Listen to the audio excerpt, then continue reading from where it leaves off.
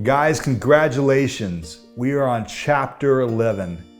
We have reached the end of what is just really the beginning of living a life full of calling, full of the evidence of God participating with us and us with Him in the great work of kingdom building and of relationship with God. I'm telling you right now, it goes from glory to glory. You're going to look past at this moment and you're going to look on years past when you move on into the future, and you're going to say, look at the incredible things that I have gotten to do with God because I've moved into the true work that God has predestined, pre-aligned, set up for me to do. It's an incredible thing, and I am so happy and I am so proud of you for taking on this journey and going about this daily work. So I want to leave you with this story. It's actually a story that the Lord laid on my heart as we kind of came to the end of this project.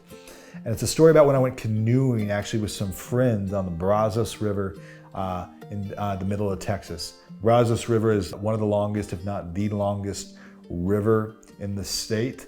It's a little over 1,000 miles long. We were on it for a few days, actually. Crazy times. But there was something interesting about that river. You know, it's a strong, but it's a gentle river oftentimes. And when we were canoeing down that river, even though it was a long journey, the river did most of the work for us.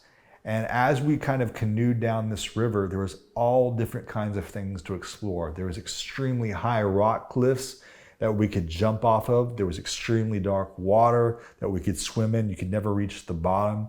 There was all kinds of water life and tree life and animals and all sorts of things to explore.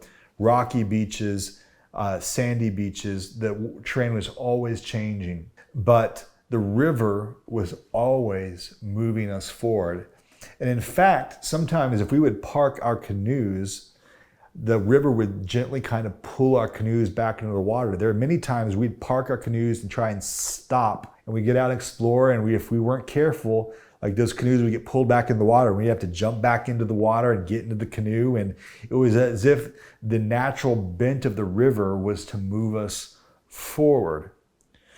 Well, my friends, the Spirit of God and the nature of God is the same.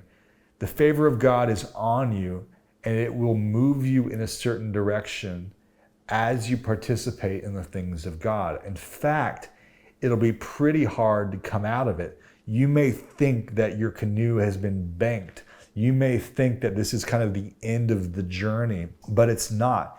The Spirit of God is doing His work and is about the things of God. And because you are a child of God, He is going to move you in the right direction. And you can have full confidence, full assurance that He has not forsaken you, that He has not abandoned you, and that He is going to complete the good work that He started in you. And He is going to do that through you, through the working day. And you don't have to miss it.